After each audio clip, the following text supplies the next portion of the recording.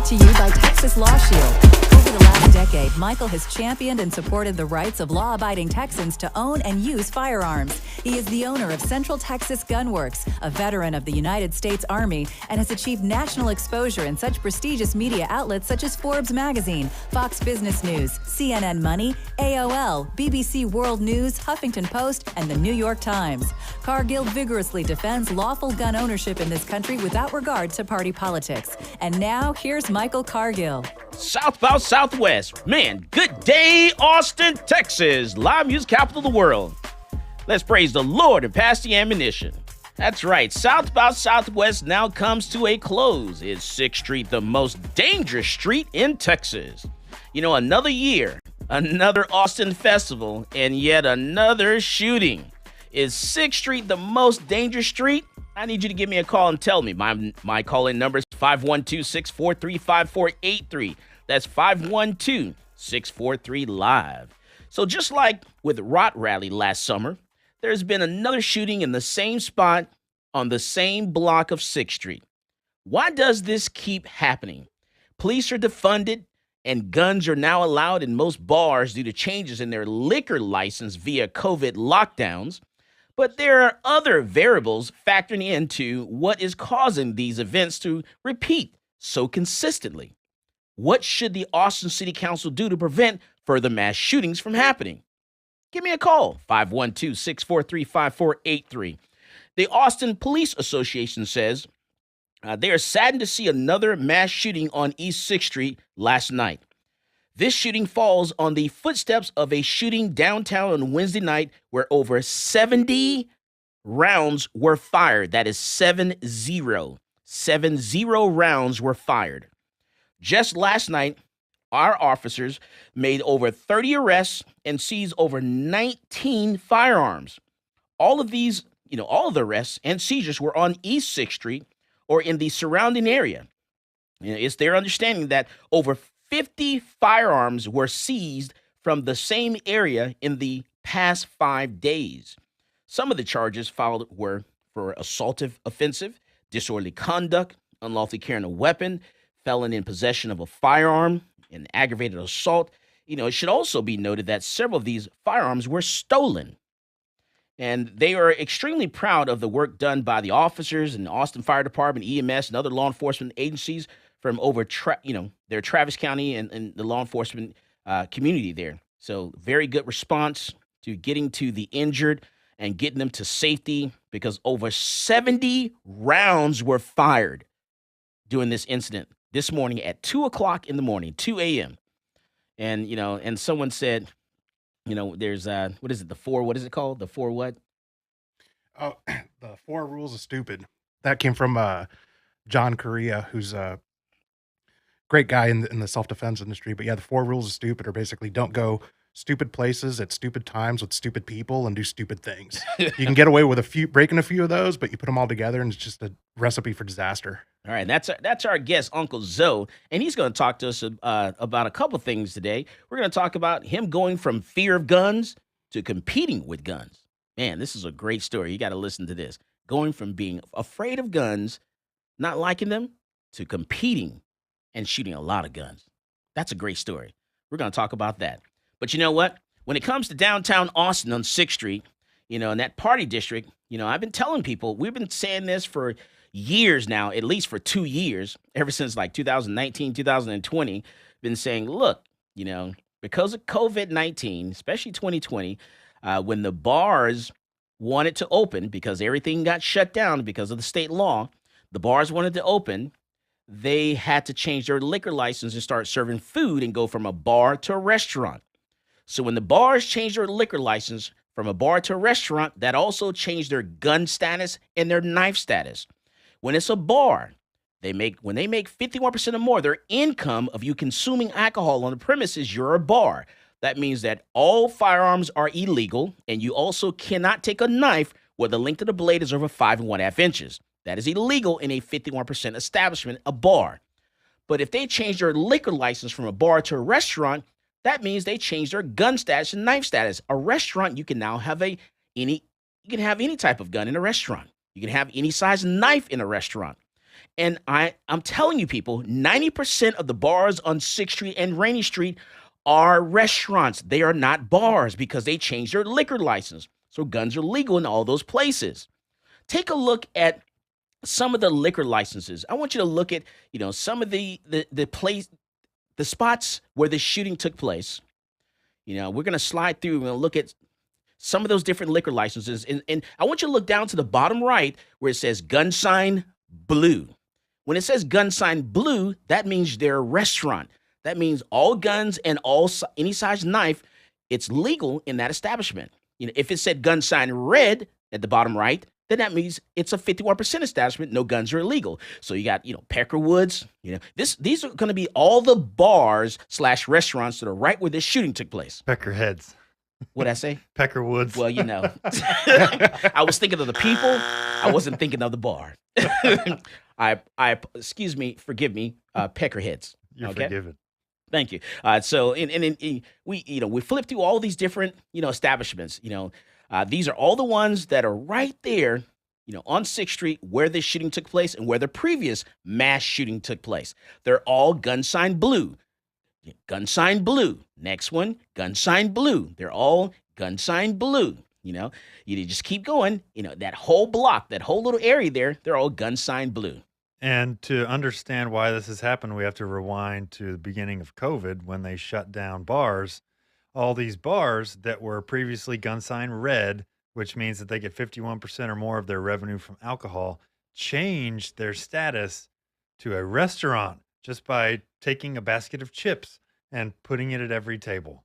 Yeah. And so they got their gun sign changed from red to blue, which allowed them to open up as a restaurant during COVID, during all the shutdowns when bars could not be open. And what you cannot do is you cannot just take security, lightly. If you need to search people and check people, make sure they're not coming to your establishment if you don't want them to bring guns inside. You got to search and check people. Use a wand, use a metal detector. That's going to be the only way to make sure that we can make sure that, the bars are safe. And if you want to make sure that entire 6th Street area is safe, you're going to have to treat it like the other festival, like we do Zolka Park doing, ACL festival. You block it all off, create an entranceway, and then search people as they enter the area, just like we do, the entire park. Normally throughout the day, every day throughout the year, you can walk into the park. When it's the festival, you can't. No guns are allowed because the festival's going on. You can't do security like this. You can't just wave your hands around the person's body to check and see if they're carrying guns. This is not how we do security here, people. You got to check them. We got to do better. If we do not, we risk the chance of losing some of our gun rights because the message that we sent to the Capitol, we said, there's not going to be blood in the street. This is not going to happen. This is not, it didn't happen in 1995. It didn't happen in 1997. It didn't happen in 2017 or 2016. It's not going to happen. But you know what? It's not happening. We've had 2 major mass shootings on the same spot in the same area. If we don't do something, we're going to lose some rights. So we have to do something now. We got to do better. This is Michael Cargill, and you are listening to Come and Talk It.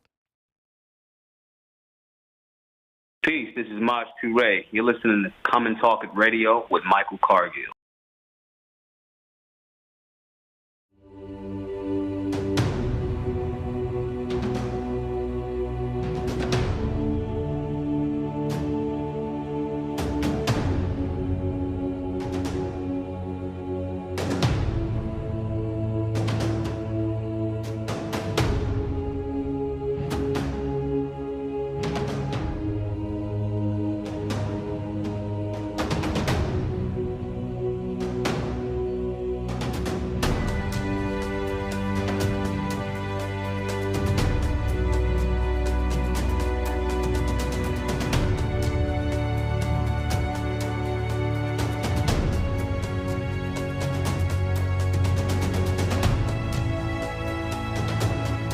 I'm a U.S. Army veteran with a strong sense of duty and respect for our system of government. After 12 years, I was honorably discharged and decided I would fulfill the American dream of entrepreneurship and open up a gun shop in Austin, Texas. At my shop, I teach people to be law-abiding and how to safely use their firearm. On page 46, going to talk about Penal Code Section 46.02. The day that ban went into effect, I went into my local ATF in Austin and turned over my bump stock because I'm a law-abiding citizen. but I wasn't going down without a legal fight. So that's why I reached out to NCLA. NCLA is representing Michael Cargill because federal agencies do not have the power to rewrite statutes. Bump stocks are not machine guns. If Congress wants to change the law and ban bump stocks, it certainly can do so. But we can't have the executive branch rewriting a statute and putting people in jail for up to 10 years. It's a problem because, this government agency has said, you know what, something that is legal is now illegal, and we're going to confiscate it from you, and we're not going to compensate you for it, and you're going to become a criminal. The goal of our case here is to tell the ATF that they can't get away with this kind of administrative lawmaking. This isn't constitutionally permissible, and this goes against everything that our nation was founded on. The bump stock ban turned innocent law-abiding citizens into criminals overnight, even though they were complying with the statute. And that's not right. This case is not about where you stand on bump stocks. It's about the rule of law. It's about whether an agency can rewrite a statute and turn a law-abiding citizen into a criminal. If the ATF can ban bump stocks, any agency can ban anything.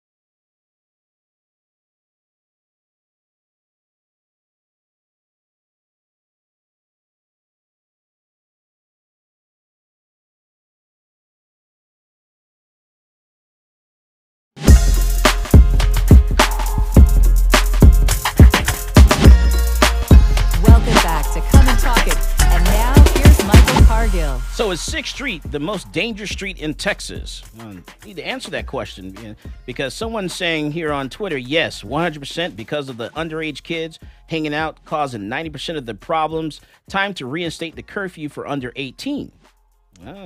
And someone else says, well, Mr.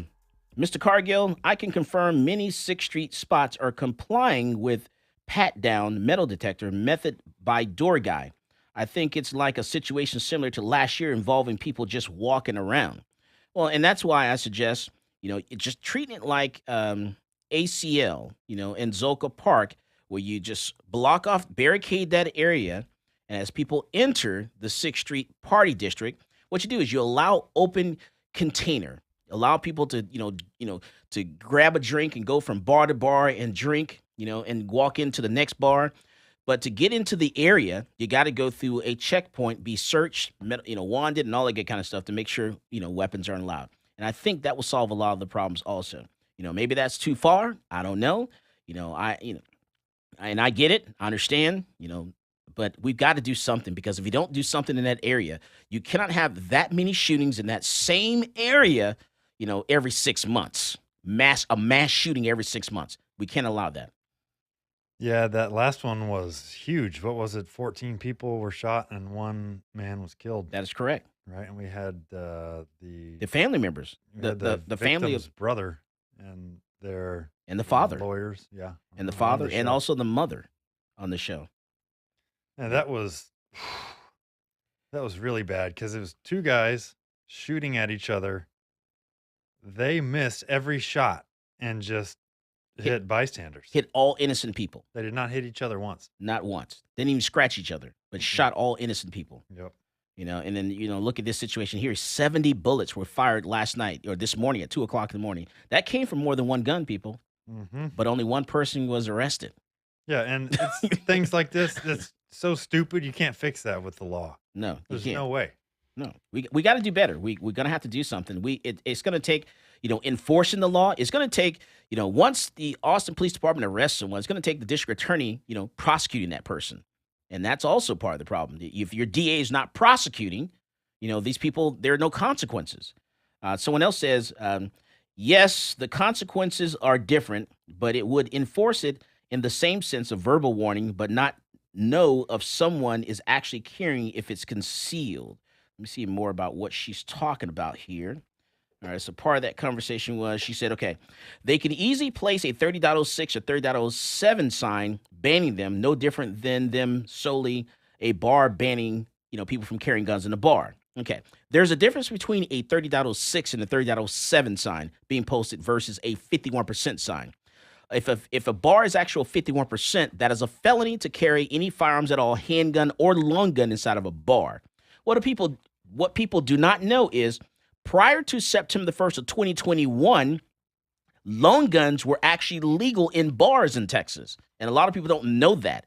If you had a smart attorney and you, for some strange reason, prior to September 1st of 2021, you ended up in a bar with a rifle, you could get that charge dropped or dismissed because it was actually legal before September 1st of 2021. After September 1st, 2021, it became a felony to have a long gun, a rifle or shotgun inside of a bar, as well as a handgun. So it's a felony to have any guns at all inside a 51% establishment. Now, when it comes to a 30.06 or 30.07 sign posted at a business, that sign itself is only a Class C misdemeanor. But if they give you verbal notice, any verbal notice at all, that is a Class A criminal trespass, and that's up to 1 year in jail. If they tell you verbally to leave and you refuse to leave and you're carrying a gun, that is a Class A misdemeanor up to 1 year in jail. But if you're, if they post a 30.0607 sign, you don't see the sign, you don't notice it, you go in, they have to give you verbal notice if you're a license holder. If you're carrying a Texas constitutional carry law, you have to see whatever sign is posted. Any sign that's posted at all, you have to see it, and you cannot carry. You're committing a crime. Also, when it comes to alcohol, people, any amount of alcohol at all, if you are carrying under Texas constitutional carry law and you have any amount of alcohol in your system at all, you are committing a crime. You cannot be intoxicated if you have a firearm and you're carrying. You can't be intoxicated at all. If you have a license, as of September 1st of 2021, if you have a license to carry a handgun, you could be .08. That is the legal limit for a license holder carrying a gun and intoxicated. .08. Without a license of the constitutional carry, you cannot be intoxicated. I suggest go back to class, update yourself, get a refresher course and learn what these laws are. These things change a lot. Every 2 years, they change. But you know what? Let's change gears a little bit. We're going to change right now. We're going to switch gears. We're going to talk about Uncle Zoe. We're going to talk about going from fear of guns to competing with guns. Uncle Zoe, welcome to Come and Talk It. All right, thanks for having me. Absolutely. Man, tell us a little bit about yourself and how did you wind up being afraid of guns? Well, it was a weird thing. I didn't grow up around guns, didn't have any family members who were into hunting or anything like that. And I spent a lot of my teenage years and early adulthood in California, where around there, the norm is that guns are only things that either bad guys, gang members, or whatnot carry, or law enforcement, right? Those are the good guys and the bad guys. That's it. Regular people, just not a thing. And I didn't even realize I was actually scared of guns until I went over to a coworker's house who had some guns laying around his house. And I was like, hey, man, this is making me uncomfortable. And it just completely irrational. Didn't really come from any place that I could identify. It was there. Fast forward several years later, I moved to Texas. My best friend had guns. He invited me to go out to the range. And again, there was a little bit of discomfort there. But as I got familiar with them, started learning about them, I kind of realized I was like, wow, that fear that I had was just dumb. There was no rational explanation as to why I had it. And it turned out that, you know what, these things are, I'm going to just go ahead and say it, they're fun. They're a lot of fun. But, they are a dangerous weapon. So I kind of went the route with, and especially talking to my wife, who was a born and bred California girl. Boy. She was like, yeah, I don't think we're going to have those in the house unless you go and get yourself some training and figure what's going on there. So I was like, well, all right, let's go to it. So took a private lesson just to understand basic operation, basic safety, bought my first gun and started taking it through the range regularly. Then I found myself probably a few months after that in Michael Cargill's concealed carry class. Oh, wow. I didn't know way that. back in the day. Yep. You were my first step towards self-defense and carrying legally. This was, of course, back before we had constitutional carry and those Right. things nowadays. Oh, okay. Wow. So yeah, it was original CHL, so even pre-LTC days. Nice. Okay. And that was that. I started carrying a handgun, went to the range regularly, and just shot recreationally was really about it. I'm always shocked, and I run into people all the time. I was in, I'm embarrassed to say, I was in the liquor store last night. I went to the liquor store last night, and I was in the liquor store and getting, like a couple cases of beer there. And the guy was at the register next to me to my right. He goes, "Oh, well, I feel safe in here now. Michael Cargill's in the liquor store." I was like, it's funny when people say your first name and your last name. It just throws me off every single time, So it's like, man, I have to always behave myself and be on my game no matter where I am. Are there laws about carrying in a liquor store? You can carry a gun in a liquor store. It's up to the liquor store to post a sign that says you can't. With a license, you can carry. They have a 30.0607 sign. You don't see the sign, don't notice it. You can carry your gun inside the liquor store. It's all about signage. If they have someone stand at the door, like they had a security guard there. And one time I walked in, I was openly carrying my handgun, and the security guard said, "Hey, you can't openly carry in here." I said, "Okay." So I went back to the vehicle, and I concealed it, and then came back in, and he was good with that. I said, "Okay, good." So yeah, they can give you verbal notice. So verbal notice carries a lot of weight. So watch out for that verbal notice. I've noticed a couple liquor stores posting 51% signs up at the front door. No, and we can go to the TABC's website and we can look up their liquor license, but no, they're not 51% because they're not consuming alcohol. You're not consuming alcohol inside the liquor store. And if you are consuming, they're doing taste tests. They're not making 51% or more of their income if you're consuming it. So they're definitely in 50%.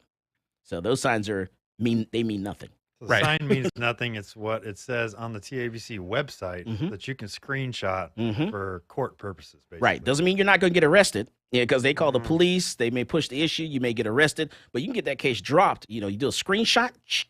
And by the way, I'm not giving legal advice. I'm just telling you what I do. I give you legal advice. Personally, if I see that signage, I'm guessing that the establishment is not gun friendly. So right. I wouldn't. I would just go somewhere else if you have the option to, just to avoid any trouble. I don't want to get arrested. Don't give me your money. Exactly. Yeah, that's right. Man, I tell you, Uncle Zoe, that's why we got you here today. Let me tell you. He's like my uncle. Just, lead me down the path of righteousness. All right, so Uncle Zoe, tell me, so you took the concealed handgun license course back then is what it was called. Now it's called the LTC class, and then what happened? Well, I went for a while where I just did nothing more than just shoot at a static range. And I think it was probably, I don't know, a year or two after that my kids started showing interest. My wife started showing a little bit of interest. And I decided that, if I'm going to teach anybody something that I know very little about, I might as well go ahead and get some additional training. So that's what I did. I went and took an intermediate pistol class, and that kind of was one of the catalysts that made me realize that, I don't know as much as I think I do. I know a lot less than I do. And because I always tell people the concealed handgun license or the license to carry handgun course is only designed to teach you the laws of the state of Texas. It's not designed to teach you how to shoot or work on proficiency or anything like that. We just evaluate your proficiency, make sure you know the very basics. You're not going to hurt yourself. But then we really cover laws, and it's a lot of information in a short amount of time. And then that's it. But outside of that, are you really prepared to defend yourself? Are you fully capable of doing that? It's going to take a bunch of other classes. We come back from the break. We're going to talk a little more with Uncle Zoe. This is Michael Cargill, and you are listening to Come and Talk It. Folks, this is Doug Man Jones. And I get my gun news from Michael Cargill at Come and Talk It.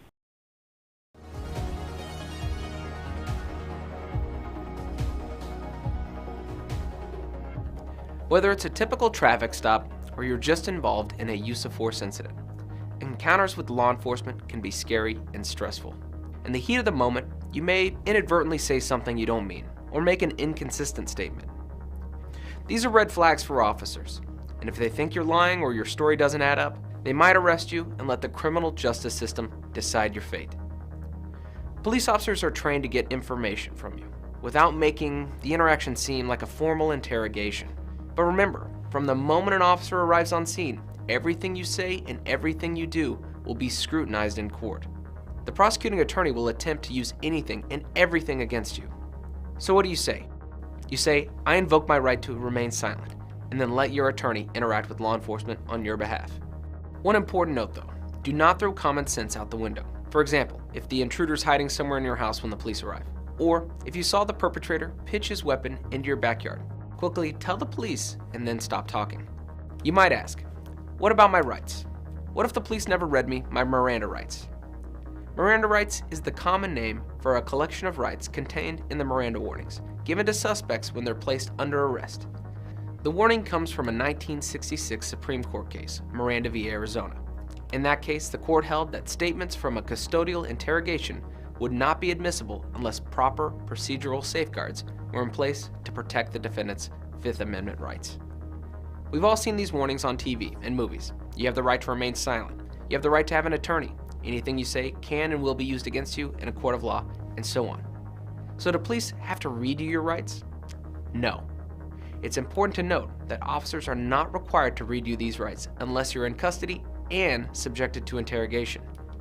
If the police show up to a crime scene and start asking you general questions and you voluntarily tell them everything that happened, those statements can be used against you regardless of the Miranda warnings because you're not in custody. If you're put in handcuffs,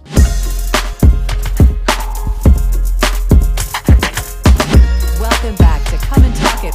And now here's Michael Cargill. All right, so man, we got Uncle Zoe, and he's telling us about him going from really having a fear of guns to competing, and I'm interested in this story because a lot of people come to class because they want to learn, especially nowadays in 2022. They're coming because they want to learn, they want to make sure they're doing it right, and so the classes have trying to drop down a little bit. Not so many people are coming to class now because we have constitutional carry in effect. So we still have, a lot big classes, but just not having as many people in those classes. And the people that are coming, and I'll ask them, I say, well, why are you coming? Because you do know that constitutional carry is in effect. You don't need a license to carry a gun. They say, well, because I want to know what the laws are. Right. And I've had people that will come to class and they tell me that people will try to talk them out of coming to class. They say, you don't need to take a class because, constitutional carry is in effect. You can carry a gun. You don't need a license. You don't need a class, but man, you got to know what the laws are and all that kind of stuff. Yeah, that's absolutely right. Way I see it is your license to carry class. That's how you make sure you don't get caught riding dirty. You don't want to get pulled over, do something dumb, or you're in a place that you're not supposed to be and you didn't know, because ignorance is not a valid defense against the law. You go to court and you tell the judge, well, I didn't know. The judge is going to look at you and be like, sorry, you still did it. The other thing too, that's kind of interesting about it, because I totally get that now, but coming out of the concealed handgun license class, we also have the shooting test that we have to do, which is now I know because of my experience that it's actually a really easy test to pass. But when you don't know and you're just getting into it, it gives you a sense of confidence that you can shoot a gun well. And that's one of the problems that I have with the whole qualification test altogether is false sense of security. It's a false sense of security, right? And that kind of goes into when I took that next level class and I got there and I was like, wow, I really don't know how to shoot as well as I thought I did. There's a lot that I've got to learn. There's a lot that I don't know. And that started me down a path. We're really just giving you a foundation. Really, that's it. Just a foundation. Here, you go from here, the beginning of the pyramid, and then grow. Right. Yeah. And, psychologically speaking, too, there's a thing called the Dunning-Kruger effect. Are you familiar with that? No. So it has to do, like if you were to plot out a chart where you're on the y-axis, the horizontal line, it's your level of competence, and the vertical line is your level of confidence. When you first start learning something and you start learning something about it, you immediately, your confidence goes way up. But creating that false sense of security, a lot of people get stuck at that peak without really being competent yet. And what we call that psychologically speaking, that's sitting on the peak of Mount Stupid, because you don't know what you don't know, but you think you do. So you're confident.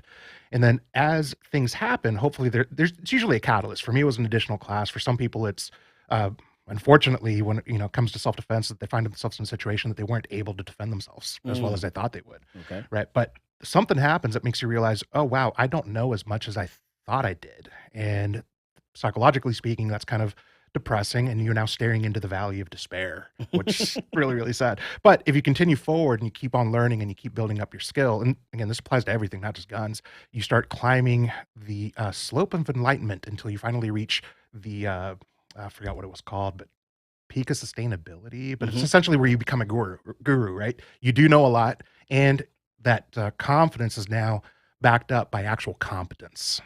But you're still learning, even though you're always learning. You're always learning. You're always learning. Because I still learn. I learn a lot. I went shooting last weekend, had a rough, last 30 days. And so I went out to the range, shooting last weekend, and it kind of, it took a weight off my shoulders.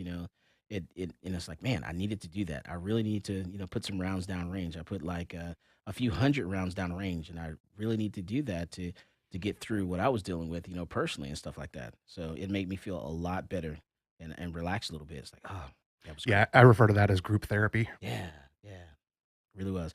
Donald says training and knowing the law is definitely a must. Heck, he said he even carries insurance. Yeah, you pull a gun out and you use it nowadays. I'm telling you now, even if you're justified in that shooting, that can still cost you 20 grand just to get to the grand jury phase. Yeah, it's another way to lose your life, not in the sense that you're no longer breathing, but your life is going to change drastically afterwards if you're not prepared to handle the legal aftermath that follows. Yeah.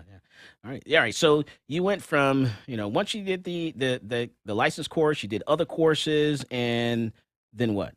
So one of the classes that I took, one of the instructors that was there suggested that I sign up for a local IDPA match, right? So IDPA is the International Defensive Pistol Association. Okay.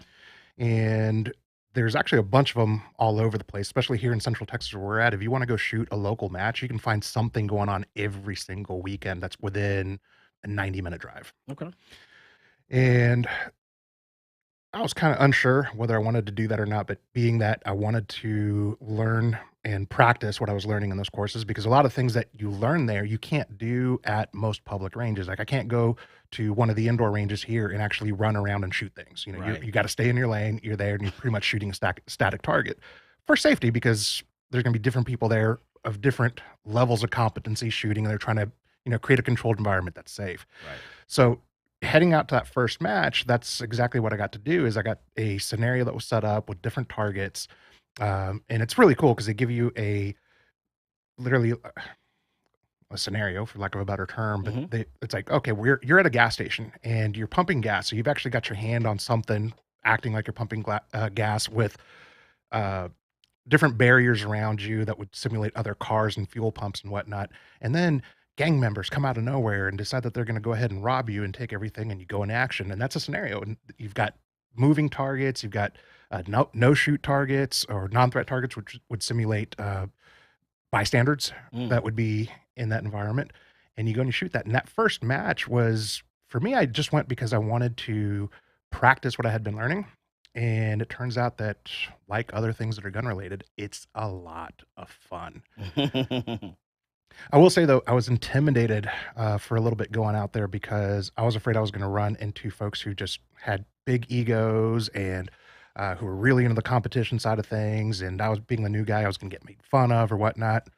It reminded me of the high school days of going to do a sport and you were the last person to get picked on the team, that kind of thing. Right. But it turns out that everybody there, as most of the people that I've met in the gun community, tend to be just really good all around people who want to help each other. And in those competitive environments, those are people who want to be better shooters. Right. So they're constantly pushing each other to get better. Well, it seems like maybe the Dunning-Kruger effect that you were talking about can also apply with firearms. Like you were saying, when you first get it, you're so confident.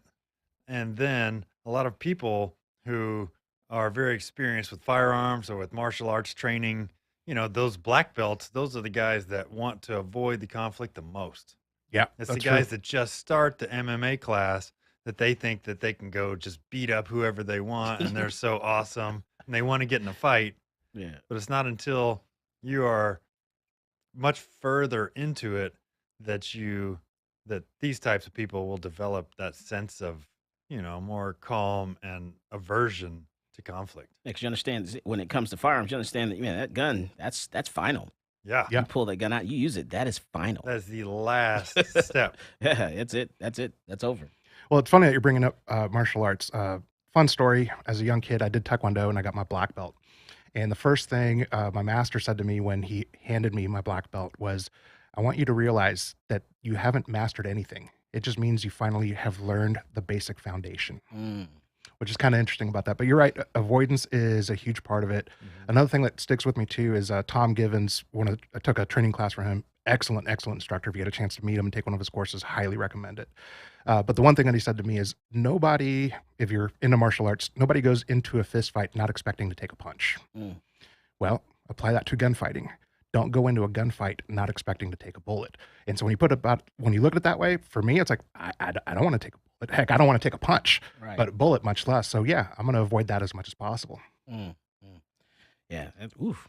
Yeah, you're right about that, man. This week, yesterday we had a homeless guy in back of the building there behind the gun store, and he was laying in the roadway, and that was where you have to go to get to Mai Tai. Yeah, they do Mai Tai back there behind our building. And so I guess someone was driving back there, and this guy was like in the way. They couldn't get around him. So they're kind of asking him, could you please, get up and just slightly move over a little bit so they can drive around rather than trying to drive on top of him, And so he got violent. He got really violent, and it happened to be a Muay Thai instructor. And he got violent with the Muay Thai instructor. And they're like, dude, no, I just want you, can you just please move over? And I'm not trying to get in a fight with you or anything. I just need you to move over so I can, we can get by or whatever. And this guy got really aggressive. He started just going literally berserk. And they had to, kind of put him in a chokehold, kind of put him to sleep. Yeah. Make him stop. Because he just would not stop. It escalated. He went from 0 to like 1,000 miles an hour, just that quick. Yeah. And if you do that, that something like that happened, you watch something like that happen. If it was a regular person, a lady, by herself or something like that, that would be just insane. You couldn't deal with something like that. And so, it was just crazy how things escalate so quickly, so fast. Yeah. And it's not, when it comes to firearms, it's not about going to bad places or anything like that. It's, what if you're out somewhere with your family and someone's going after someone else? They're targeting someone else, or they're trying to rob a different establishment and they're shooting, at someone else, and you happen to be in the crossfire. It's all about your protection, the protection of yourself and the protection of your family. So there's a lot that comes into that. So much that we can talk about, that. And people think, well, I don't need to carry a gun, or I won't carry a gun because I don't go to bad neighborhoods and stuff like that. It's not necessarily about bad neighborhoods, not necessarily about bad places. If you're out and about, like these people were in San Diego, California here, 4 people are now in custody because people went into the mall in San Diego there and started shooting up the mall to try to rob the place. Just blindly, shooting at everything. And so this happened as 4 people are now in custody following an armed robbery at Nordstrom Fashion Valley Mall on Wednesday afternoon. And according to the San Diego Police Department, officers received a call around 3:40 p.m. about armed robbery. And police say that they were able to take all the robbers into custody at gunpoint, and no injuries have been reported, because, it's all about, going for cover. If you can't take that shot, don't take that shot. California, you can't pull a gun anyway. And so take cover, grab the phone, dial 911, get the police there, get the information that they need, and they can get there, identify who the bad guys are, and they can arrest them and take them into custody. And that's how it's supposed to happen. Maybe it's not time for you to pull that gun out. Maybe that's not the, not right moment. Not the opportunity is not there. So keep it concealed. Maybe you should get your family to safety. Maybe that's the most important thing. There's so much we can talk about, in getting involved, getting into this subject here. This is Michael Cargill, and you are listening to Come and Talk It. Hi, this is Stephen Williford, the Barefoot Defender. I get my global gun news from Michael Cargill at Come and Talk It.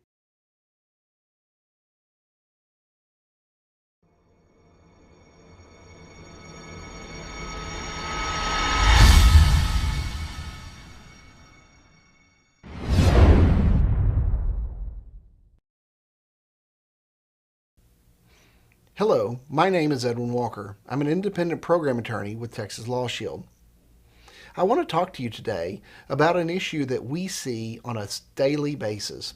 In fact, you yourself will encounter it on a daily basis, and that is the subject of road rage. I am sure that you have all seen road rage. You may have actually been involved in a road rage incident. Now, if you're a responsible gun owner, I'm going to give you a few words of advice on how to react when you find yourself in one of these unfortunate road rage incidents. While on the roadways, we all observe something that makes us upset. Whether it's poor driving, unsafe driving, or just simply somebody being very discourteous. By all means, you should restrain yourself from engaging that person and telling them how bad their actions were, because this can be perceived as an act of road rage. If you're a lawful gun owner, you have a firearm in your vehicle, you do not want to be viewed as the aggressor in a road rage situation.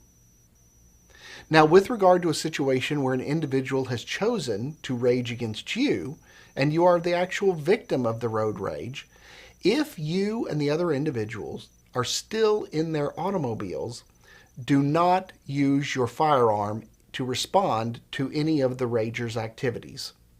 This is because law enforcement views the fact that you're both still safely in your metal boxes as removing any threat of immediacy that you may be harmed.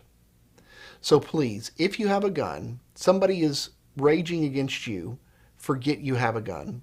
Don't display it, don't brandish it, don't show it, don't point it, and for God's sake, don't fire it. This could result in a lot of trouble for you. Now let's look at a situation where a road rage incident has escalated. It has escalated to the point where one of the participants has actually gotten out of their vehicle.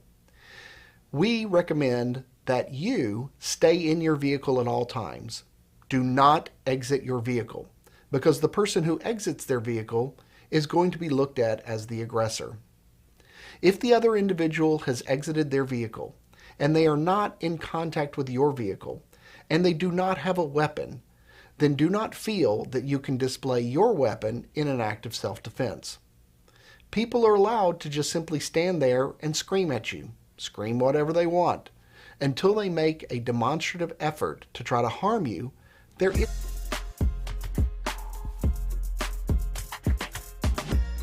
Welcome back to Come and Talk It. And now here's Michael Cargill. You know, when you go around the state of Texas, you go around the country, and you look at different city council meetings, they actually have some very interesting meetings and interesting people that have a lot of interesting things to say, you know, poems to read and songs to sing. You know, let's go to Plano, Texas. And this guy here had a message for, is it Vladimir? Vladimir. Oh, my goodness. I'm going to get that right. Vladimir Putin. He had a message for Mr. Putin. Listen to this. I'm the proof when I'm in the booth, spitting on the mic. Anti-vax. Putin hates all of them blacks. Putin is a bad racist. Put him in the ground, white or brown. And I'm in Plano town. And you know you just got found. I'm a pimp on a blimp. Unless a steak is shrimp. No, you can't stop my shine. I'm number 99. And you know I grand and shine. And you know I do it all the time. One more time, I'm teaching class. This is your whole pass. Zelensky is a VIP. Ukraine and I go insane. Put a bullet in Putin's brain. You know that is the plan. I'm a Zelensky stan. I love you, Vladimir Zelensky. You are so smart. What's the smell? Did somebody fart? No way. What can you say? Vaccinate me straight or gay. I love you, and I love to rhyme and grind all the time. And you got that sanitizer, and you know I got that Pfizer. You know I stick it in my vein. Put a bullet in Putin's brain. Do it for the Ukraine. Before I go insane, let me antibacterial my body at the party. Sipping Bacardi, you know the flow. Okay. Do we have to listen to that? I was getting into it. It's hurting my brain right there. It's burning your brain. He's driving you. It's the lady that's sitting behind him that I think is hilarious. She's sitting there. She's trying to compose herself. She's trying not to laugh. And he's really getting into it. Boy, I tell you, I don't know how they do it. I couldn't sit there and just... No. Hilarious. The things that happen at city council meetings, I'm telling you, you have to get paid to sit through that stuff and listen to citizen communication. All right, so we're here in the studio talking with Uncle Zoe, and he's telling us, Uncle Zoe's talking to us about, going, from fear of guns to competing with guns. Uncle Zoe. So tell us, you said you had how many hours of training so far? I think by the end of this year, I'll be up over 128 hours of training that I've completed. I'm sitting somewhere right now between 110 and 120, and I've got another 3 or 4 8-hour days worth of classes already booked for this year. Wow, that's good. That's good. All right, and then so and tell us some more because I love your story here. Yeah, so Well, it all builds on each other, right? Right. It's finding out that, you know what, I don't know anything about how to shoot a gun, even though I thought I did. And so I started becoming a better shooter, start getting into competition, which again is the fart of it. right. But also, you know, talking about self-defense, and you know, we talked a little bit about avoidance and not wanting to get into the fight. Well, there's a lot that goes into that beyond just shooting a gun. Mhm. You know, one of the things that we get out of some of these classes is, and you mentioned it here, Michael, is things happen really fast. So when those things are happening, that's not the time where you're making very important life decisions. So, for example, you witness a store getting robbed at gunpoint, right? You're not necessarily in danger, Right. but you're armed. Do you get involved? It's not my money. Right, but that at that moment in time, that's not when you want to make that decision. That's Right. something you need to have in your head beforehand. When you see it and you say, "Hey, you know, as an armed citizen," and it's going to be different for different people because we're all, you know, wired a little bit differently. But you know, for me, it's about breaking contact and getting home safely to my family. Right. So if I see a clear line to one of the exits and I can get out of there, it's like, I'm sorry, dude, but I'm out. That's Let me go call the police. Let me get somebody else here who can help with that. But I'm trying to get out of the way because I'm trying to get home to my family. But again, that's part of going into these courses and, you know, getting good quality instruction from folks who understand self-defense and the other aspects that go into it, and realizing that, you know, you've got to go home and you've got to make some plans and you've got to do your homework to figure out how you're going to react to certain situations. Part of that also goes into developing a mindset. You know, you guys are familiar with Jeff Cooper and Cooper's Colors, Okay. right? So Yes. Yes. Yeah. We talk about it on the show here a lot. Okay, But cool. Go ahead. Right. So part Refresh of their it. memory. So the colors here are basically, they go white, yellow, orange, red, and some people will add black into it. Condition white is where we're not thinking, we're not aware of anything Most that's going on people. around us. Well, it's most people, right? Most people are living in the white. Yep. You know, you're sitting on your phone and you're zoomed into social media and you have no clue what's going on around you. Or you're at home and you're watching a movie, or you're at work and you're working on something, right? You're task focused, so you've closed off what's going on around you, so you know what's going on. So when you're going out in public and you're going into, you know, we talk about transitional spaces where there's a lot of people coming and going, different avenues of movement and things that are going on, you don't want to be in condition white. You want to be in condition yellow. And it's not because you're paranoid, but you want to be aware of what's going on so that you give your spidey sense a chance to go off and say, hey, man, something isn't right.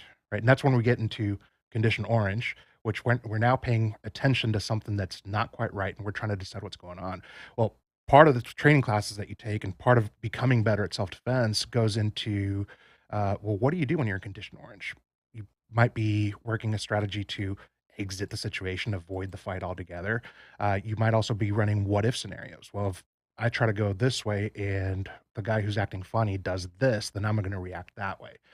You're going through if I have to escalate the use of force here, because we're talking about a continuum, how am I going to do that? Well, if the guy continues to approach me, maybe the answer is put my hands up and forcefully say, hey, man, back off, right? Something to that effect to let him know you're aware, to try to get him to think. And again, it's on their psychology. Most criminals want an easy target. Get him to say, well, I'm going to go pick on somebody else.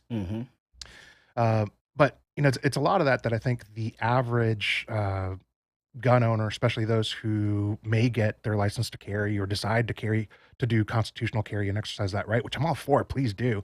But, you know, learn a little, spend some time figuring out how far you want to get into it. You don't necessarily need to get into it as deep as I've gone into it. Right. But do a little bit of homework so you're not just figuring things out at the last minute, because that's not the time and place to do it. I mean, I'm telling you, there's some people that when we had the class, and then you had to take a renewal class at the time, you know, a few years back. There are people that would never fire their gun until the renewal class. That's nuts. There are people that wouldn't even clean their gun until the renewal class. Also nuts. We get people that will bring guns into the shop that are so dirty. I can't express to you how disgusting they are. I've had someone bring a gun in the shop, and I've had 5 cockroaches crawl out of the gun. What? The most disgusting thing you ever want to see in your life. Just disgusting. I'm telling you, you'll be surprised. You'll be shocked at the things that we see. Shocked. Well, yeah, cockroaches coming out of a gun. Yeah, that's pretty shocking. I mean, I've maintained my guns fairly well, especially my carry guns, right? Because I want to make sure that thing's tip-top shape every time that I have it on me in case I'm forced and left no other option but to use it. I'm going to emphasize that because it's not about, and that's the other thing too with the laws, right? I think a lot of people go into that thinking, when can I shoot? When can I use my gun? When really the question you should be asking is, must I? Right. That's right. So, but yeah, it's a fun process. So yeah, lots of classes taken in that arena. And then finally, some of the courses that I'm doing now are actually more around competition. And actually, a few weeks ago, might have been a month ago, I took a class with Ben Stager, who is I believe a 5-time USPSA national champion or world champ. You have to look at his autobiography to remember. I don't remember all the details, but man, seeing some of those very high-end competitive shooters work a gun is like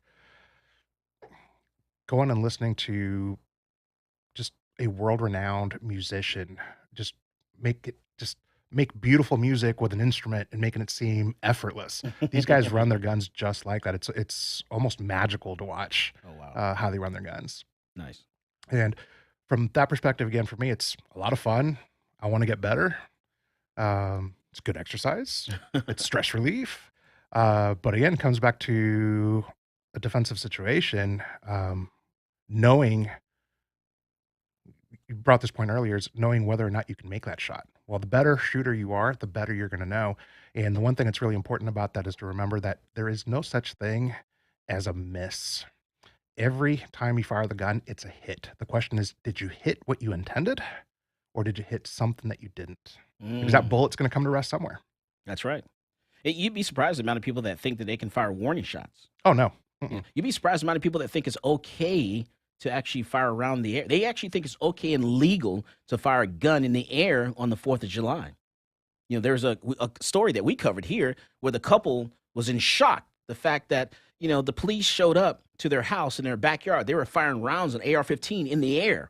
And they were shocked at the fact that the police showed up and shot the husband. And then the wife was like, why would you do that? We do this every single year. We always fire guns in the air. That is insane to me. Yeah. That is crazy. Yeah, I sent you that video. It was basically 15 guys in an apartment complex foyer, it looks like. And they were just aiming their guns up at a 70-degree angle, pistols, rifles, shotguns, and just bam, bam, bam, bam, bam, bam, bam, bam, unloading into the air. In the center of an apartment complex where their buildings, all 4 corners. That is insane. And they think that's okay. I mean, some of that's just lack of common sense, man. I mean, gravity, right? What goes up must come down. Out of sight, out of mind, though. Okay. Things can ricochet. Yeah. Oh my, it's just crazy. We come back from the break. We're talking with Uncle Zoe. We're going to go to Rhode Island. We're also going to give you an update on this mass shooting that happened in Austin, Texas. This is Michael Cargill, and you are listening to Come and Talk It. Hey, this is AWR Hawkins, Breitbart News, and you're listening to Come and Talk It with Michael Cargill.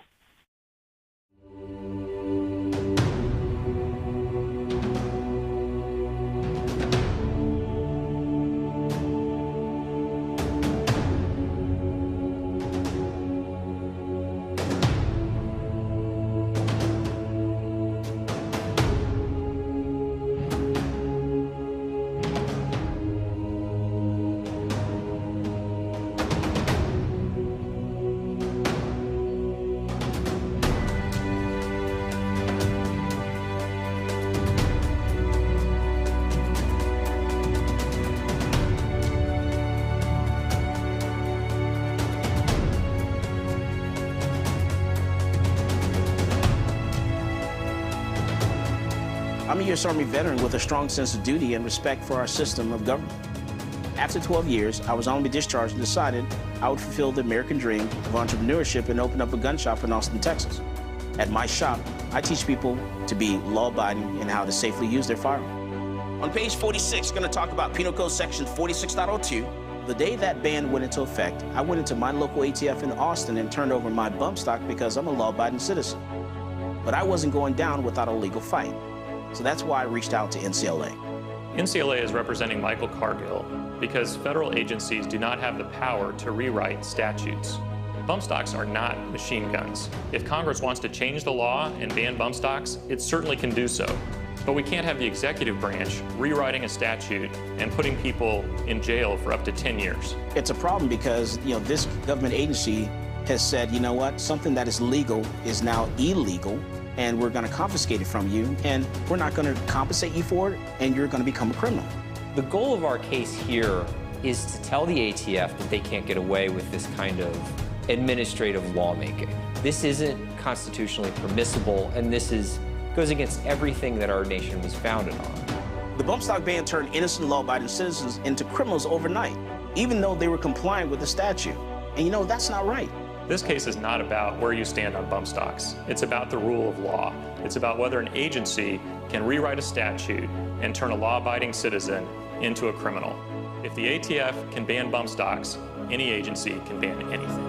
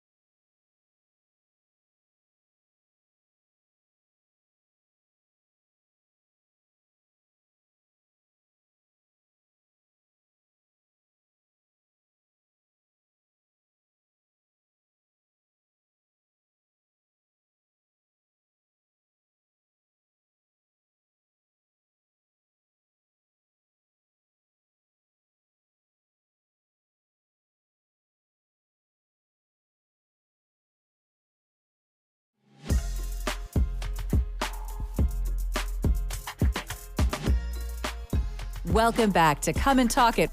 And now here's Michael Cargill. South by Southwest. Is 6th Street the most dangerous street in Texas? Well, I don't know. You tell me. The Austin Police Department says a suspect is in custody after 4 people were shot on 6th Street Sunday morning. The shooting happened around 2 a.m. near the 400 block of East 6th Street near Natchez Street, according to the police. I'm always saying those things wrong, Anna. Is it Natchez? Natchez? Okay. The 4 people shot are expected to be okay.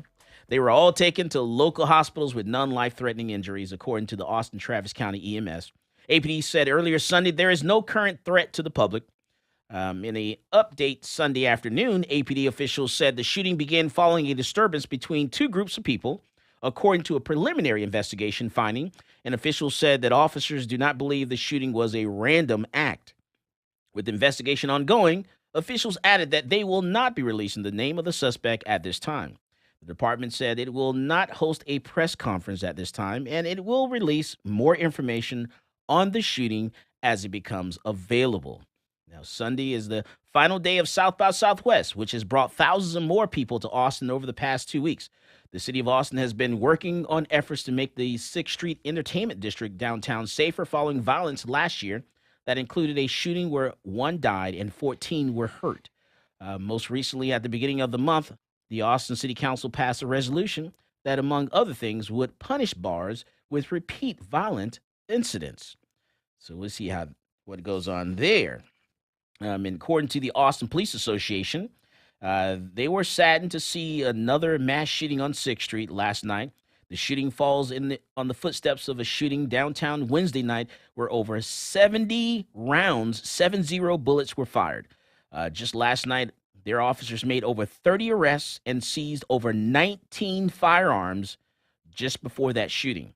All of the arrest seizures were on East 6th Street or in the surrounding area. And it's their understanding that over 50 firearms were seized from the same area in the past 5 days. Some of the charges filed were for assaultive offenses, disorderly conduct, unlawfully carrying a weapon, felony in possession of a firearm, and aggravated assault.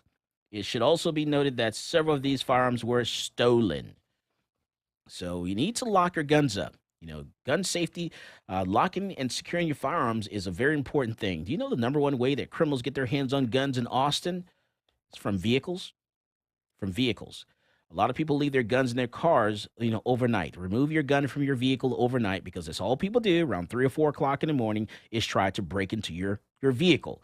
Remove your gun from your vehicle. Do you know what 30.06 and 07 signs say? When you go to a building, a 30.06 07 sign, you know what that says? That says that all the guns are in the vehicle in the parking lot. That's what it says. That's why I don't go to places that post a 30.06 07 sign. Your car is not a holster. No, it's not. So you definitely got to take them out of the vehicle and bring them with you because that's all people do is, if you have little stickers, little bumper stickers that mention anything about firearms on your vehicle, you're a target. They're saying, hey, there's a gun in that car. I'm going to break into that vehicle as soon as this person goes into the store. And they're sitting in the parking lot watching you. Now, there are gun saves you can install in your vehicle. Yes. And you should do that if that's what you have to do. I know some people work in places that are not permissive to firearms, but they still want to carry one with them for the trip to work and way home. But yeah, secure those things. Secret compartments. I'm a big component of secret compartments in the vehicle. Push a little couple codes or push a little button to get access to the firearm. No one knows it's there. I love those little compartments. Works good. All right, we're talking with Uncle Zoe. Uncle Zoe's talking about his experience from going from a novice shooter to being a competition shooter. Yeah, kind of competent. Not as competent as I'd like to be, but yeah, I'd say I'm no longer below average. Nice. And so, how's that working out for you? Well, it's working very well. I don't know how I would describe it. I mentioned I did my first competition, which was an IDPA local match.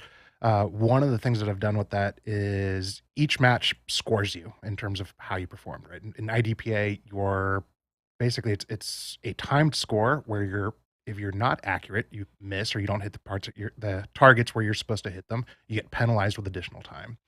But one of the things that I've done is every time that I've completed a course, I've taken that information from how I did or completed a match. I take the information from the match and I put it in a spreadsheet so I can actually track my score improvement over time. Oh, wow. And I use that as a way to measure, hey, am I getting better? And funny thing is, the more you practice and the more you shoot, the better you get. And that score gets better over time. So yeah, I wouldn't say I'm an avid competitor in the sense that I'm out there to, be a top gun shooter or a top shooter. I'm just trying to be the best that I can be, and I'm really competing against myself and just trying to get better. And you have a blog. You have a blog online. It's unclezoe.com. Yes. What's your website about? So unclezoe.com started out about 3 years ago, which is around the time when I really started getting into training and realizing that I didn't know anything. And I figured, you know what, I'm going to share what I'm learning. Because there are going to be other people like me who are new gun owners or people who, the other thing that I've run into is there's a lot of misinformation. I'm going to use that word right now because it's the hot thing that everybody's talking about. Or is that, bad information, disinformation, misinformation. There's a lot of myths and gun lore that just isn't right. So I've learned a lot of things. I've invested a lot into this, and I figured I'm going to go ahead and share that, everything from what classes I'm taking, what to expect to get out of those classes, the equipment that I'm using, the matches that I'm going to, the times I've gone hunting, how I learned to shoot a rifle from a static range at 100 yards to going out to being able to shoot 1,100 yards with a rifle and doing long distance shooting. And that's just there. It's free information that I think is good, that some people find valuable, to share that knowledge and help people with their individual journey from wherever they're at. Somebody who's scared of guns to somebody who wants to be really good to just somebody who wants to be competent for their own, to exercise their rights competently for self-defense purposes. You talk about a lot on your website. You have a tab for hunting. What is that about? Pretty much it's all my hunting trips that I've been on. So again, hadn't been around guns. I started hunting 3 years ago as well, and just what I've learned about ballistics and some of the equipment that I'm using, and what it felt like to actually dispatch my first animal, which was a deer. And so yeah, some of that gets a little touchy-feely with emotions as well in there too, but it's an experience. Yeah. And then you have a tab for competition. So on that tab, what do you show? Oh, you're going to find a lot of my IDPA scores, reflections on what worked in a match, what didn't work in a match, things that I'm doing at home to get better, how I'm changing the way that I practice when I go to the static ranges to improve my shooting skills, and also courses that I've taken to help me improve, along with the equipment that I use. That's I think the number one question I get when people are looking to take their to go to their first match is, well, what do I need? Right. What kind of equipment do I need? Do I need a super special belt with fancy magazine pouches and some super high speed holster? And the reality is, for anybody who wants to get started, just carry your gun the way you normally would carry it. Have a good holster on your belt and a way to carry magazines, even if it's in your pocket. You're not going to be the fastest competitor there, but it'll get you started. You'll find out what it's like. Yeah, and you blog quite a bit. You have quite a few competitions just in the month of March here. Yep. Okay, so you had one on what you posted on March 4th, March 8th, March 12th. No, I didn't compete that much. Yeah, there's a few on there. I think the last competition I went to was 2 weeks ago. Was actually my first USPSA match, which is the something practical shooting. I think it's a U.S. Practical Shooting Association. Okay. It's a different take. It's not so much defensive based. It's actually going to be more focused on speed. So you still have to hit things, but less of. Is that the one from Ben Stoker's? Yep, that was Ben Stager's class. Okay. He's a USPSA shooter, practical shooter, and yeah, it's a lot of fun. It's if you want to run and gun and you want to shoot fast, that's the type of competition to get into. Right. Nice. And then what about the capacity over caliber part 2? So it's a never-ending debate that happens on social media and with all the friends. It's like, what caliber do you shoot? Well, I shoot this caliber. My caliber's better. And most of those articles kind of come down to where it really doesn't matter. What matters more is, can you put shots on target in the right places quickly? Right, because it doesn't matter the caliber. You put the bullet goes there, you hit that spot, that it will drop. From a defensive perspective, yeah. I mean, there are there better options? One that comes up a lot is 22 long rifle. I think from the research that I read on it, there's actually been more defensive use of 22 long rifle that has actually stopped a threat than anything else, which might lead people to believe that it's a very effective cartridge for it. Probably not what I would choose because of its reliability issues with rimfire cartridges. But understanding that there are different cartridges that you can use, and 9 times out of 10 from a self-defense perspective, it's going to come down to competence, and having your tools with you when you actually need them and knowing how to use them. Plays more of an issue when it comes to hunting, to make sure that the cartridge that you're using does penetrate deep enough into a animal to dispatch it ethically. But for the most part, yeah, that particular blog post was around the self-defense, which the age-old one is 9mm versus 45. It just seems to be the debate that never seems to die. I'm over it. I don't care. As long as you can shoot what you carry and you're good with it, I'll focus talking about that. All right. We come back from the break. I want to talk about home defense, your 101 deterrence. I want to talk about that. And also want to talk about insurance. Should you get insurance? Or should you get some kind of plan, if you have to use your firearm? I want to talk about that. This is Michael Cargill, and you are listening to Come and Talk It. Hi, this is Stephen Williford, the Barefoot Defender. I get my global gun news from Michael Cargill at Come and Talk It.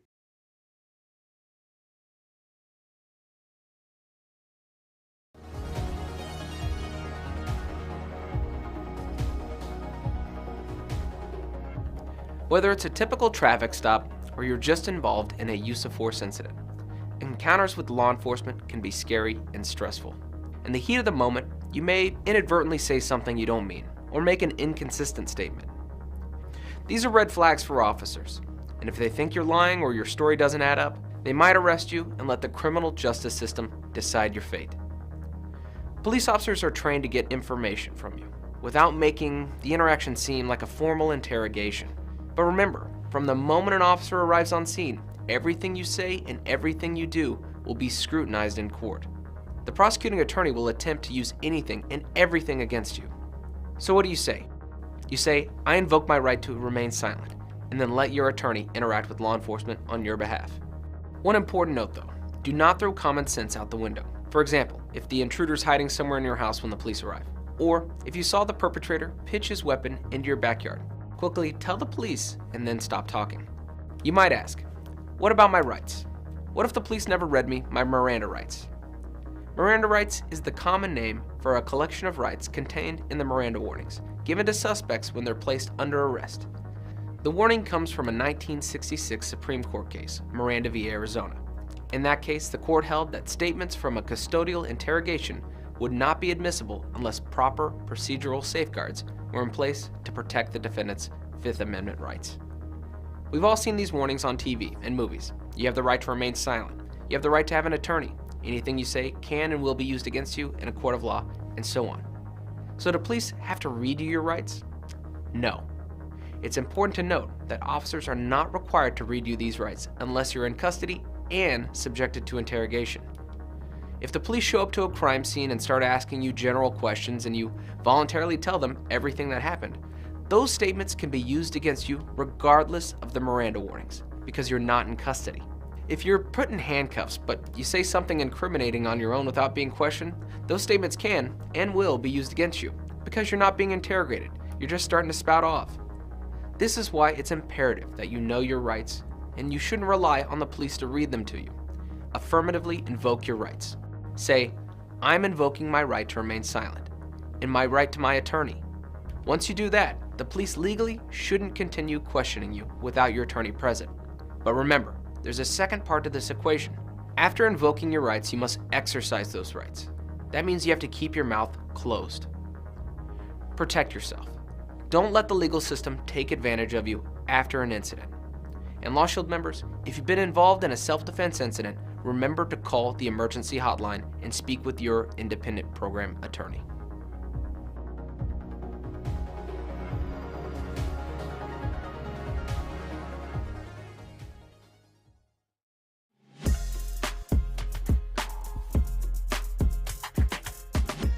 Welcome back to Come and Talk It.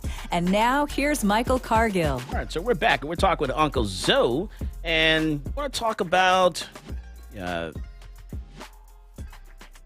your home defense 101 deterrence, and I also want to talk about insurance. Sure. So first let's talk about the home defense 101. So tell me, what does that mean? So that was today's blog post that just went live at 3 p.m. Yeah, you're right. Earlier today.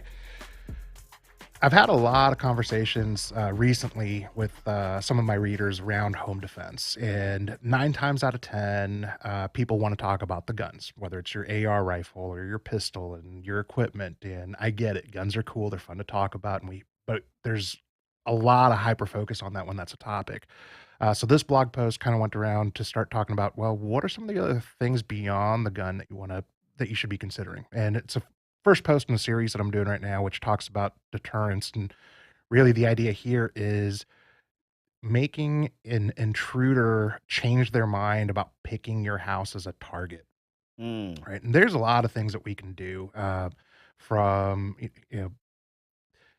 again, thinking about the criminal mind. The criminal wants an easy payday. They don't want to get caught. They most definitely don't want to get shot. So they'd rather find a place that's going to have very little resistance and very hard for people to see them approaching into it. So, doing things like exterior lighting to make it hard for them to conceal their approach. Or how about tactical landscaping? That's a funny term, but, laying out the bushes in your yard and the trees in your yard in such a way that you minimize the number of approaches that they can choose from. That are easy to approach, and making sure those things are well lit and there's visible surveillance and things like that to deter them. Talked about, the stickers on the vehicles. Well, how about not parking your fancy cars outside or doing anything to make them think that there's something valuable inside the house? using your blinds or curtains to minimize the amount of information that they can get about what's going on inside the house, right? So whether you're employing home alone deterrence tactics, or you have a really good alarm system and defense system set up in the house, we don't want them to be able to figure that out from the outside. We also don't want them to get the layout of the house in their heads, because now it's kind of like driving into a neighborhood that you don't know without a map or without a GPS. Right. Probably not something that folks intentionally do, because it's not fun. Well, same thing from a criminal's perspective. If they don't know where to go, it's going to be more challenging. And that's, and when we talk about self-defense and stopping an attack, there's two things that come into play: either a psychological stop or a physiological stop, right? And that's actually shooting somebody in the vital zone to where they can no longer function and continue an attack. Well, deterrence is a psychological stop. You've made them decide that, hey, you know what? It's not worth it. I'm going to go somewhere else. And that's what that blog post kind of gets into, or some of the topics. There are things that people can do, and about a little bit more of the criminal mind as far as what they are thinking when they're picking a target. All right. And then what about insurance? So insurance is, I think, a very important thing for anybody who is a gun owner just to have, period, whether it's for self-defense or other purposes. When I took your concealed handgun class, you actually turned me to Texas Law Shield back in the day, and I've actually used them for years. I've actually used their services, not because I was in a self-defense incident, but just to call and have a lawyer on hand that I can ask about how not to get caught riding dirty, because laws change and those kinds of things. More recently, a sister company of Palmetto State Armory, I think it's Right to Bear Insurance, actually reached out to me. They've got a new product out that I thought was really, really interesting, because it's actually a $2 million liability policy. Okay. So if assuming you are in a self-defense incident and you are acquitted from criminal charges because it was justifiable self-defense, Okay. you still may have to deal with the civil side of things. Correct. And you may not win that one, Mm. which means you might have a financial liability to deal with if you lose that one. Well, Right. that's where that kind of policy comes in, where they will pay those up to $2 million worth of damages Oh, if wow. you're actually found civilly liable for paying damages. Mm. But yeah, I definitely think that self-defense insurance and firearms insurance is extremely important. And this particular company, the thing I like about them is they're really about trying to make it very, very affordable with a really good amount of coverage, because that I hate to say it, but firearms, there is a barrier of entry in terms of cost. Licensing isn't free. It's gotten much better in terms of price. Right. Firearms themselves aren't cheap. And guess what? Legal services aren't. So No. trying to make that available to the broader population, I think, is a very important thing. And I like that mission. Yeah. And I think the thing that I like the most about Texas and U.S. Law Shield is the fact that if something happens, you call that, the emergency number, and you're talking to an attorney. Yep. I love that. You're not talking to a secretary or clerk or anything like that. You're actually talking to an attorney, when you're right there at the scene, when you really need an attorney. Yeah. Things are happening. I've had to use it myself. Something happened. I called 911, get the police, the paramedics there, and then I call, the emergency number, talk to an attorney, and then get some legal advice. What Right. should I do now? Here's what happened. And the most important thing is make sure when you're talking to the attorney that no one can see your mouth moving, and they can't hear the conversation. That's also important. So I go to the little area, cover my mouth, and said, okay, here's what happened. This happened right here. I'm over here, right here. And, what do I do? Is it okay for me to talk to police, or should I exercise my right to remain silent? And the attorney will tell you. They'll say, okay, no, yes, it's okay if you talk to police, or no, don't make any statements to the police at all. Matter of fact, put me on speaker. Let me talk to the police, or Right. something like that. So always best to get some legal advice, So definitely get something. If you're carrying a gun and to not get something, I just can't comprehend that. I can't comprehend it. Yeah. Because it's so expensive. It's so easy to get caught up in the legal system and, and what some people say, catch a case, and, and you can spend the rest of your life in jail, all because you made the wrong statement. You said the wrong thing that was recorded. You recorded on the police officer's uniform. Yeah. And it doesn't even have to be a major case, right? Granted, those major cases, those are life-changing. your life will never be the same if it's a high profile major case. I'm thinking Zimmerman trial with Trayvon Martin, Kyle Rittenhouse. Yep, Right. that's another one. Yeah, those people's lives have been Forever- irreversibly changed. Forever changed. People will know them. No matter where Kyle Rittenhouse goes. People will know him. Mhm. His first name is last name. You can change your name all you want to. They're gonna know. Right. So you can't hide from it. So you just might as well get out in front of it. Just like me. Just in Austin. I go so many different places, and people will yell out my first name and my last name. And so you just can't run from that. No, you can't. So you just got to get out in front of it and get yourself something. If you're going to carry a gun, it's important to get some training. You can't just take a license to carry a handgun course. You really need to take other training after that. You really need to practice, get with an instructor, maybe do some one-on-one stuff, do some other training. And then, get something, if you're going to carry a gun every day, have some type of legal program, some type of legal plan. I cannot stress that enough. I cannot tell you the amount of times that people call us during the week because they experienced something has happened, and they want to get our advice. Well, unfortunately, we are not attorneys. We cannot give you legal advice. Yeah, and Texas Law Shield gives you no caps, no hourly time limits, and no deductible. Yeah. So, but practice. Ammo's expensive right now, It Michael. is. It What can I is. do to practice and not spend an arm and a leg? Well, Well, if you take some training, you will learn that dry fire is a thing, and that's something you can pretty much practice just about every fundamental mechanic of shooting except recoil management. Right. Without ammunition. So you can become a better shooter without ever actually firing a live round. You see how much you're anticipating the shot every time you pull the trigger, Mhm. which is a big problem for everyone, for a lot of people, anticipating that shot.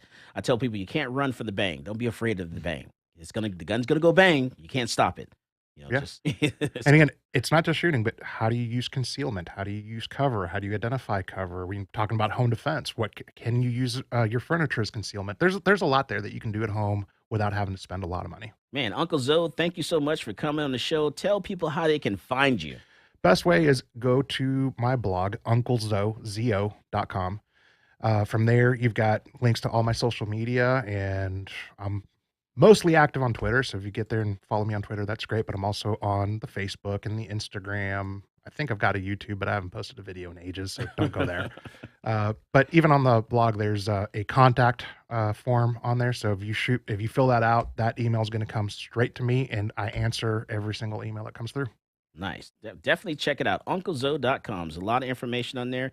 Talks about he goes from being a novice to being doing competition shooting. You can learn a lot. He's talking about a lot of different things, learn a lot of different experiences. Looking at it through his eyes. Definitely take a look at that blog. As always, folks, more guns equals less crime. You go out there and you buy yourself a gun. You've listened to Come and Talk It with Michael Cargill.